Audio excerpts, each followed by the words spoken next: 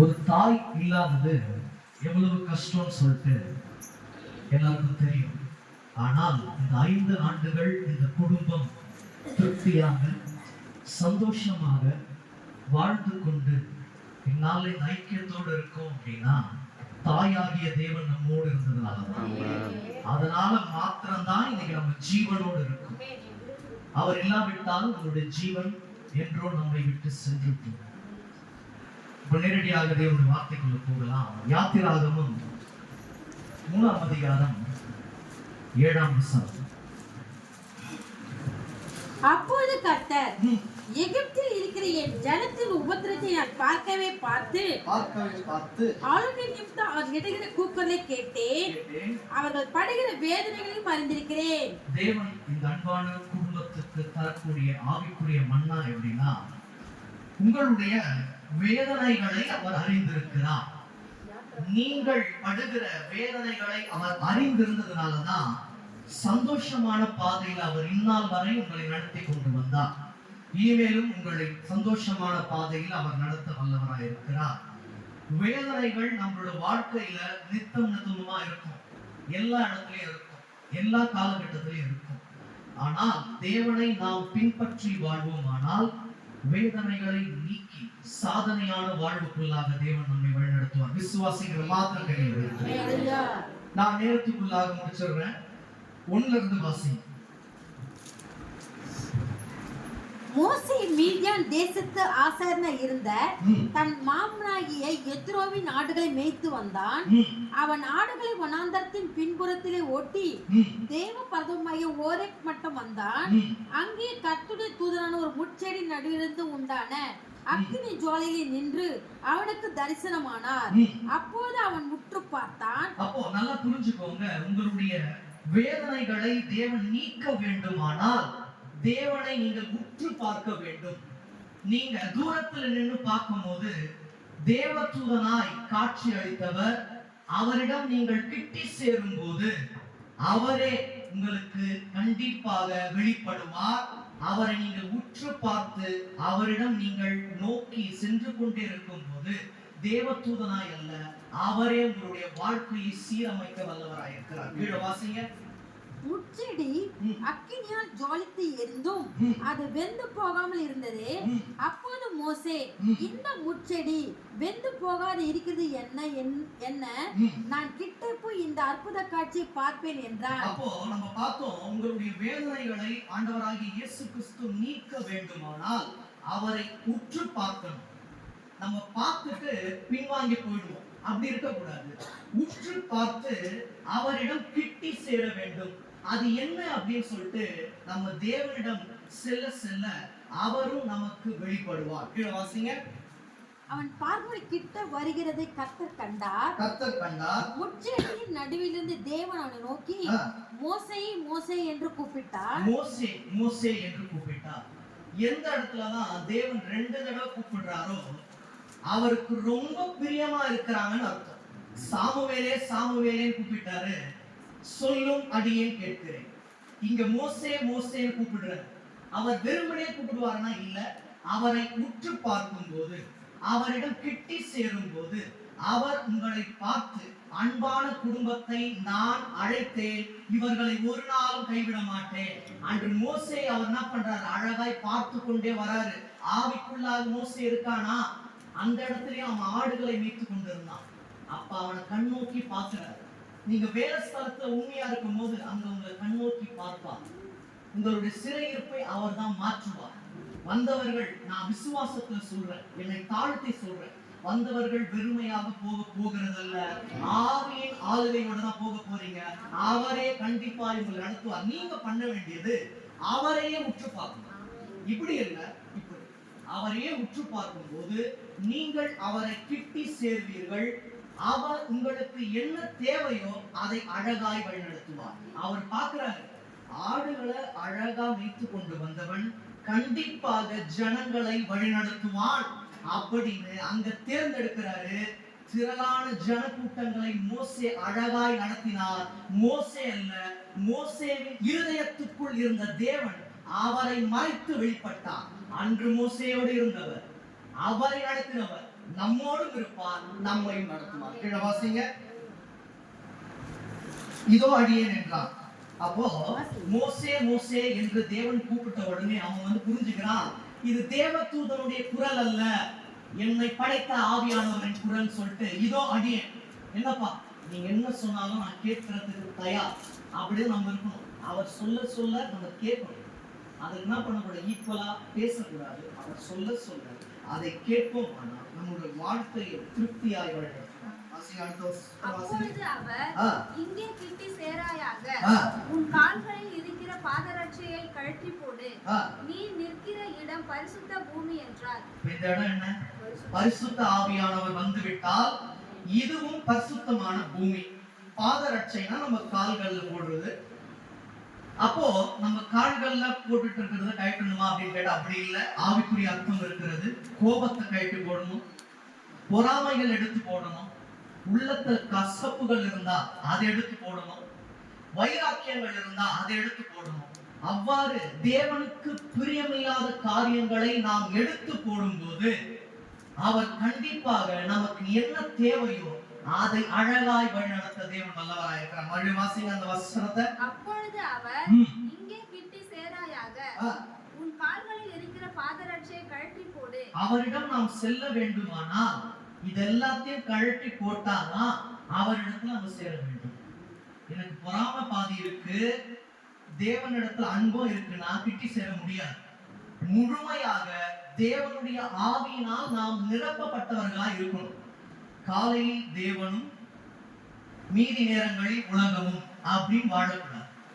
முழு நேரமும் என்னோட வாழ்க்கை தேவனுக்காகவே அப்படி மோசே இருந்ததுனாலதான் அவர் திக்குவாயா இருந்தாலும் அவரை தேவன் கொண்டு அற்புதமாய் வழிநடத்தினார். செங்கடலை போன்ற பெரிய திரளான பிரச்சனைகள் வந்தாலும் மோசேவை கொண்டு ஜனங்களை தேவன் அற்புதமாய் வழிநடத்தினார். அன்று அவர்களை அழகாய் வழிநடத்தி வந்த தேவன் சோதனைகளிலும் நம்மளுடைய வாழ்க்கையை அழகாய் தேவன் வழிநடத்துவார். நம்புகிற மாத்திரம் வாசிங்க. நீ நிற்கிற இடம் பரிசுத்த பூமி என்றார். பின்னும் அவர், நான் ஆபிரகாமின் தேவனும் ஈசாக்கின் தேவனும் யாக்கோபின் தேவனும் ஆகிய உன் பிதாக்களுடைய தேவனாய் இருக்கிறேன் என்றார்.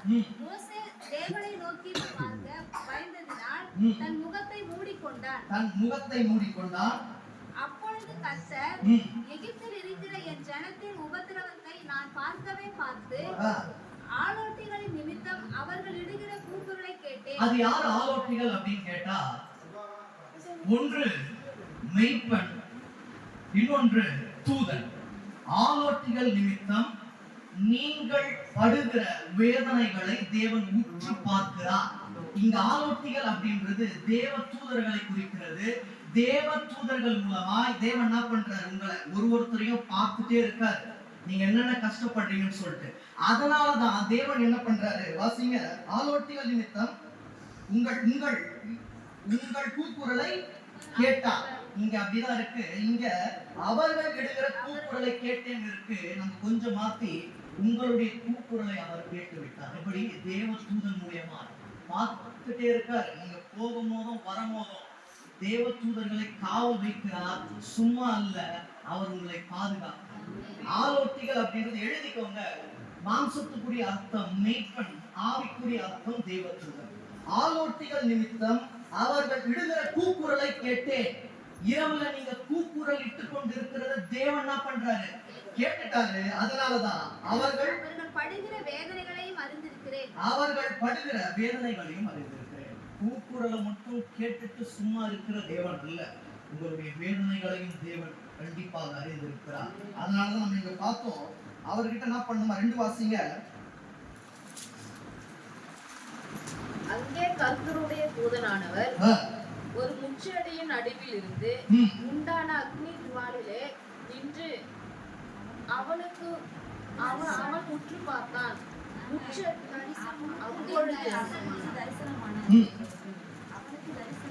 அவனுக்கு தரிசனமானார். அப்பொழுது அவன் உற்று பார்த்தான். முச்செடி அக்கினியால் ஜுவாலத்து எரிந்தும் அது வெந்து போகாமல் இருந்தது. உங்களுடைய பாதை தீயான பாதையாக இருக்கலாம், கஷ்டமான பாதையாக இருக்கலாம்.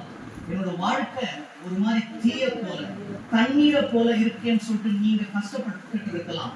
ஆனால் தீயான பாதையா இருந்தாலும் உங்களை வெந்து போகும்படியாக தேவன் விட மாட்டார். தண்ணீரான பாதையா இருந்தாலும் உங்களை மூழ்கி போகும்படியாக தேவன் ஒரு நாள் விட மாட்டார்.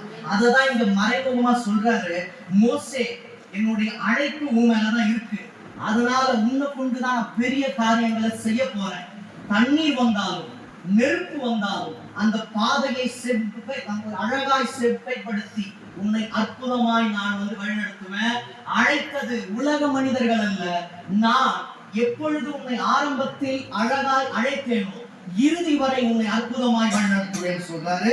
அதனாலதான் உங்களுடைய வேதனைகள் நீங்க வேண்டுமானால் ஃபர்ஸ்ட் விஷயம் அவரை நம்ம என்ன பண்ணோம், உற்று பார்க்க நம்ம பார்க்க வேண்டும். கீழே வாசிங்க.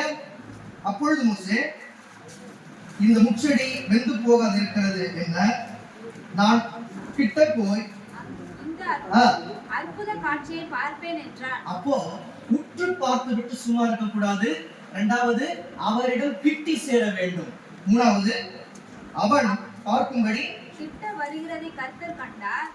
நீங்க வருகிறதை தேவன் பார்க்கும்படியா இருக்கணும். ஃபர்ஸ்ட் விஷயம் அவர் உற்று நம்ம பார்க்கணும். அவர் பார்த்த பிறகு நம்ம பார்க்க கூடாது, நம்ம பார்த்தாலும் அவர் பார்ப்பார். ஃபர்ஸ்ட் விஷயம் உற்று பார்க்க வேண்டும். இரண்டாவது அவரிடம் கிட்டி சேர வேண்டும். நம்ம பார்த்து விட்டு சும்மா ஆயிடும். ஏன்னா பயம், உள்ள கோபம் இருக்கு, கசப்பு இருக்கு, பாவம் இருக்கு, எப்படி நான் கிட்டி சேர்வது? அதனாலதான் சொல்றாரு, நீ பரிசுத்தமான பின்பு என்னிடம் நீ சேர்வாயாக. அதனாலதான் மோசேவை பார்த்துட்டே இருக்காரு. இவன் சும்மா இருக்கானா, இல்ல வீணான வேலைகளுக்கு இடம் கொடுக்கிறானா, இல்ல அங்கேயும் ஆடுகளை மேய்த்து கொண்டிருந்தான். அது அவனுக்கு ஒரு எக்ஸாம், ஒரு பரீட்சை. இந்த ஆடுகளை அவன் அழகா மேய்த்தால்தான் ஜனங்களை அவன் அழகாய் மேய்க்க முடியும். அவனுக்கு தெளிவான எண்ணத்தை கொடுக்கிறாரு. வெளியிருந்து பார்க்கும்போது தேவதூதன் போல காட்சி அளித்த தேவன் கிட்ட வரும்போது தேவனாய் மாறி விடுகிறார். அதன் பிறகு அவன் உற்று பார்க்கிறான், தேவனிடம் கிட்டி சேர்றான். அப்ப இங்க பார்த்தோம், அவன் பார்க்கும்படி கிட்ட வருகிறதை கர்த்தர் கண்டார். நம்ம கிட்ட வருத தேவன் அப்படிதான் இருக்கும். நம்ம அவர் கிட்ட வர்றது அவர் பார்க்கும்படியா இருக்கும். அவ்வாறு இருப்போமானால் நம்முடைய வாழ்க்கையை அற்புதமாய் வழிநடத்த தேவன் வல்லவராக இருக்கிறார். விசுவாசிகள் மாத்திரம் கைவிடுவோம். வாசிங்க. முச்செடியின் நடுவிலிருந்து தேவன் அவனை நோக்கி மோசே மோசே என்று கூப்பிட்டார். அவர் உங்களை பார்த்து விட்டார், பெயர் சொல்லி அழைப்பார். மோசே மோசே என்று கூப்பிட்ட உடனே யாருப்பா, தேவதூதனா தேவனா அப்படின்னு அவர் கேட்டு இருக்கலாம். உடனே அதாவது தேவனுடைய குரலை நீங்க கேட்ட உடனே புரிந்து கொள்ளணும். அது எப்பன்னா மாம்சத்துக்குள்ளான வாழ்க்கையா இருந்தால் தேவனுடைய குரல் உங்களுக்கு கேட்காது. அவருடைய குரல் மெல்லிய குரலா இருக்கும், சில நேரங்கள்ல ரொம்ப சத்தமா இருக்கும். அவர் கூப்பிடுறத ஆவிக்குள்ளாக இருந்தா மட்டும்தான் நம்மளால புரிஞ்சுக்க முடியும். மோசே ஆவிக்குள்ளாக இருந்தா, அதனாலதான் மோசே மோசே என்று கூப்பிட்ட உடனே அந்த வாசிங்க, இதோ அடியேன் சொல்லுவார். அவன் இதோ அடியேன் என்றான். இதோ அடியேன், இதோ அடியேன் அப்படின்னா என்ன அர்த்தம்? அடியேன், உன்னுடைய அடியேன் பண்ணானு என்ன சொன்னாலும் கேட்டுக்கொள்ள. என்ன அழகா வழிநடத்துவீங்கன்னு எனக்கு தெரியும். நான் அழைத்தவர் நீங்க. நான் தாழ்வானாலும் என்னை மேன்மைக்குள்ளாக தேவன் கண்டிப்பாய் வழிநடத்துவார். மோசேக்கு அந்த ஒரு நம்பிக்கை இருந்தது. நெக்ஸ்ட் வாசிங்க. அப்பொழுது அவர் இங்கே கிட்டி சேராயாக. அங்கே நில்லுப்பா. சில நேரங்கள்ல தேவன் நிக்க சொல்லுவார். உங்ககிட்ட எல்லா விஷயமும் கரெக்டா இருக்கு, ஆனால் அங்க பாதரட்சியை கழட்டுன்றாரு. ஏன்னா இது பரிசுத்தமான பூமி. ஆனா இங்க தேவன் சொல்றது கசப்பு, பொறாமைகள், போராட்டங்கள், கோபங்கள் இது எல்லாத்தையும் நம்ம கழட்டி போட்டாதான் தேவன் என்ன பண்ணுவாரு, இன்னும் கிட்ட வாப்பா அப்படின்றாரு. அது வரைக்கும் கிட்டி சேராயா, இது பரிசுத்தமான பூமி. உன் கால்களில் இருக்கிற பாதரட்சியை கழற்றி போடு, நீ நிற்கிற இடம் பரிசுத்த பூமி என்றார். பின்னும் அவர் நான் ஆபிரகாமின் தேவனும் ஈசாக்கின் தேவனும் யாக்கோபின் தேவனுமாகிய உன் பிதாக்களுடைய தேவனாய் இருக்கிறேன் என்றார். மோசே தேவனை நோக்கி பார்க்க பயந்ததினால் தன் முகத்தை மூடிக்கொண்டார். இது ரொம்ப முக்கியம். யார் யாருக்கு பயப்படுறோம்ல, அவருக்கு உள்ளதான ஒரு பயம் நமக்கு இருக்கும். உலக மனுஷங்கிட்ட நம்ம பயந்தா ஒரு பிரயோஜனமும் இல்லை. அவருக்கு பயந்து வாழ்வோமானால் நம்மளுடைய வாழ்க்கையை நாம் நினைத்ததை விட அவர் வித்தியாசமாய் நடத்த அவர் வல்லவராய் இருக்கிறார். மோசே கொஞ்சம் கூட அவர் நினைச்சு பார்த்திருக்கவே மாட்டார். எங்க மாமா வீட்டிலேயே நான் ஆடுகளை வைத்துக் கொண்டு இருந்திருப்பேன் அப்படின்னு மாம்சத்துக்குள்ளாக எண்ணங்கள் இருந்திருக்கலாம். அந்த எண்ணங்களை உடைத்து திரளான கூட்டத்துக்கு ஒரு மோசேவை தேவன் என்ன பண்ணாரு? அற்புதமாய் என்ன பண்ணாரு? நிறுத்தினாரு. மோசேவோடு தேவன் இருந்தா அப்படின்ற வார்த்தை ரொம்ப முக்கியமானது. அதனாலதான் யோசுவா கிட்ட தெளிவா சொல்றாரு, நீ எனக்குள்ளாக வாழ்வது முக்கியம் அல்ல, மோசே எவ்வாறு நியாய பிரமாணங்களையும் என்னுடைய கட்டளைகளையும் கை கொண்டாரோ அதன்படி நீயும் செய்வீரானால் நான் உன்னை விட்டு விலகுவதில்லை, நான் உன்னை கைவிடுவதும். அதைத்தான் இங்க சொல்றாரு தேவன். மோசே, யோசுவா இவர்கள் எவ்வாறு நியாய பிரமாணத்தையும் உடன்படிக்கையையும் கைவிடாமல் இறுதி வரை கை கொண்டு வாழ்ந்தார்களோ நாமும் வாழ்வோமானால் அவர் நம்மை விட்டு ஒரு நாளும் விலக மாட்டார், அவர் நம்மை ஒரு நாளும் கைவிட மாட்டார். விசுவாசிக்கிற மாதம் 2 நிமிஷம் தான் நான் முடிச்சிடுறேன். கீழே வாசிங்க. அப்பொழுது கர்த்தர், எகிப்தில் இருக்கிற என் ஜனத்தின் உபத்திரவத்தை நான் பார்த்து ஆலோட்டிகள் நிமித்தம் அவர்கள் இடுகிற கூக்குரலை கேட்டேன், அவர்கள் படுகிற வேதனைகளையும் அறிந்திருக்கிறேன். அவர்கள் படுகிற வேதனைகளையும் அறிந்திருக்கிறேன். இந்த வார்த்தை தான் இந்த குடும்பத்துக்கு இன்னுமாக அடிக்கோடிட்டு சொல்றதுனால இன்னும் தெளிவா நான் சொல்றேன். கண்டிப்பாக உங்களுடைய வேதனைகளை தேவன் அறிந்திருக்கிறார். அறிந்திருந்தார் ஆனால் கண்டிப்பாக உங்களுடைய வேதனையை நீக்குவார். இது அப்படியே முடிஞ்சிருக்கும். அறிந்திருக்கிறேன், அவர் அறிந்திருக்கிறேன் அப்படின்னு சொல்லிட்டாலே போதும், அவர் கண்டிப்பாக உங்களுடைய வாழ்க்கையை மாற்றுவார், வேதனைகளை மாற்றுவார், துக்கங்களை மாற்றுவார். மோசேவோட வாழ்க்கையை அற்புதமா மாற்றினார்ல, கண்டிப்பாக இந்த குடும்பத்தோட வாழ்க்கையையும் தேவன் மாற்றுவார். ஒரு நாளும் நாம் ஜீவனோடு இருப்பது பெரிய விஷயம். அதுக்கு அவர் என்ன பண்ணலாம்? நம்ம என்ன நான் செலுத்திடுவேன் 1000 பாடல்களோ என் உயிர் காலம் முழுதும் ரட்சிப்பை உயர்த்திடுவேன். என்ன நான் செலுத்திடுவேன் 1000 பாடல்களோ என் உயிர் காலம் முழுதும் ரட்சிப்பை உயர்த்திடுவேன். நம்மளோட வாலிப வயசுல, இப்ப இந்த வயசுல, எந்த வயதானாலும் நம்ம எப்படி வேணா இருந்திருக்கலாம். ஆனால் வாழ்ந்தால் தேவனுக்காக, இறந்தால் தேவனுக்காக, கடைசி மூச்சு வரை தேவனுக்காக வாழ்வேன் அப்படின்றதுதான் வைராக்கியம். எவ்வளவு வேலைகள் நமக்கு வந்தாலும் தேவனுக்காக வேலை செய்வது ரொம்ப ரொம்ப முக்கியமானது. ஊழியத்தின் பாதையில மற்ற வேலையை கூட நம்ம என்ன பண்ணிடலாம், எளிதாய் செய்து முடித்து விடலாம். தேவனுக்காக உண்மையும் உத்தமமாய் வைராக்கியமாய் நிற்பது ரொம்ப ரொம்ப கஷ்டமானது. அந்த அனுபவத்தில் இருந்தாலும் புரியும். ஆனா ஒண்ணு மட்டும் நிச்சயம், யார் நம்மோடு இருந்தாலும் இல்லாவிட்டாலும் தேவன் நித்தமமாய் இருப்பார். 13 வருடங்கள் நான் மரண படுக்கையில் இருந்த போது என்னோடு யாருமே இல்லாவிட்டாலும் தேவன் இருந்தார். அன்பான தந்தை, அன்பான தாய், அன்பான உங்களை மாதிரி ஒரு சிலருடைய ஜபம் மட்டுமே என்னை ஜீவனோடு வைத்தது. அதனால அன்று அனைத்தையும் தேவன்கிட்ட கொடுத்துட்டு, எசப்பா இனிமேட்டு யாருக்காக வாழ மாட்டேன், கடைசி மூச்சு வரை உமக்காய் வாழுவேன் சொல்லிட்டு அறிக்கை செய்து விட்டுவிட்டேன். என்ன நடந்தாலும், எவ்வளவு போராட்டங்கள் வந்தாலும், மூச்சு உள்ளவரை அவருக்காக ஓடுவதே நம்மளுடைய வைராக்கியமாய் இருக்க வேண்டும். அதனால நல்லா புரிஞ்சுக்கோங்க, உங்களுடைய வேதனைகளை தேவன் அறிந்திருக்கிறார். வேதனைகளை நீக்கி புதிய ஒரு பாதையில், அவர் உண்டு பண்ணின பாதையில் நடத்துவார். எசப்பா எனக்கு தெரிந்த பாதையில் என்ன நடத்துங்க நீங்க கேட்க கூடாது. நீங்க எனக்காக உண்டு பண்ணி வைத்த பாதையில் என்னை நீங்க நடத்துங்க. அந்த வார்த்தை ரொம்ப முக்கியம். நீங்கன்றது ரொம்ப முக்கியம். நான் நடப்பேன், நான் உண்டு பண்ணின பாதை. அந்த நான் அப்படின்ற வார்த்தையை இன்றோடு விட்டு ஒழிங்க. நீங்க நடத்துங்கப்பா. நான் தாயின் வயிற்றில் இருக்கும் போது அழைத்த தேவன் என்னை இறுதி வரை வழி நடத்துவேன். ஒன்னே ஒன்று மட்டும் நம்ம வந்து வாசித்து முடிக்கலாம். எரேமியா 1:4-5 வாசிங்க.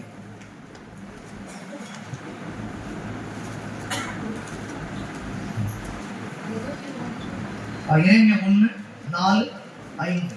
கர்த்தருடைய வார்த்தை எனக்கு உண்டாகி யாருக்கு உண்டாகி? எரேமியாவுக்கு உண்டாகி, அவர் ஆ, நான் உன்னை தாயின் வயிற்றில் உருவாக்கும் முன்னே உன்னை அறிந்தேன். நம்ம ஒருவரையும் தாயின் வயிற்றில் உருவாகும் முன்னரே அறிந்திருக்கிறார்.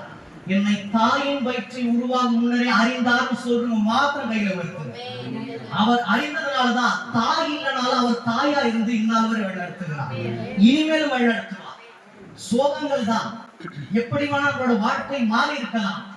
நாம் சாகும்படியாக போகும்போது நம்மை தூக்கி எடுத்த தேவன் இனிமேட்டும் நம்மை ஒரு நாளும் கைவிட மாட்டார். வாசிங்க. நீ கர்ப்பத்திலிருந்து வெளிப்படும் முன்னே ஆ. நான் உன்னை பரிசுத்தம் பண்ணி உன்னை ஜாதிகளுக்கு தீர்க்கதரிசியாக கட்டளையிட்டேன் என்று சொன்னார். அப்போ நல்லா புரிஞ்சுக்கோ, 2 விதமான காரியம். தாயின் வயிற்றில் நம்ம உருவாகும் முன்னரே நம்மை அறிந்த தேவன் நம்மை பரிசுத்தம் பண்ணி இருக்கிறார். அதனால் நம்முடைய வேதனைகள் யாவையும் நீக்கி அவர் நம்மை வித்தியாசமாக வழிநடத்துவார். இந்த லாஸ்ட் அந்த யாத்ராகமம் 3:7 மட்டும் வாசிச்சா முடிக்கலாம். அப்பொழுது கர்த்தர் எகிப்தில் இருக்கிற என் ஜனத்தின் உபத்திரவத்தை நான் பார்த்து அவர் பார்த்தாரா இல்லையா? இந்நாள் வரை அவர் பார்த்ததுனாலதான் நம்ம உயிரோடு இருக்கிறோம். வாசிங்க. ஆளோட்டிகளின் நிமித்தம் அவர்கள் இடுகிற கூக்குரலை கேட்டேன். கேட்டாரா? அவர் பார்த்தார், அவர் கேட்டார். வாசிங்க. அவர்கள் படுகிற வேதனைகளையும் அறிந்திருக்கிறேன். நீங்கள் படும் வேதனைகளையும் அறிந்திருக்கிறார். 3 விஷயங்கள். அவர் உங்களை பார்ப்பார், உங்களுடைய கூக்குரலை கேட்பார், உங்களுடைய வேதனைகளை கண்டிப்பாக அறிந்திருக்கிறார். அதனால் ஒரு நாளும் நீங்க வெட்கப்பட்டு போகவே மாட்டீங்க. வந்தவர்கள் வந்த வண்ணமாய் போகாமல் பரிசுத்த ஆவியின் வார்த்தையை பெற்றவர்களாய் தேவன் உங்களை ஆசீர்வதிக்கவே ஆசீர்வதித்து உங்களை நித்தமுமாக வழிநடத்துவார். கண்களை மூடலாம். அன்பின் பிதாவே,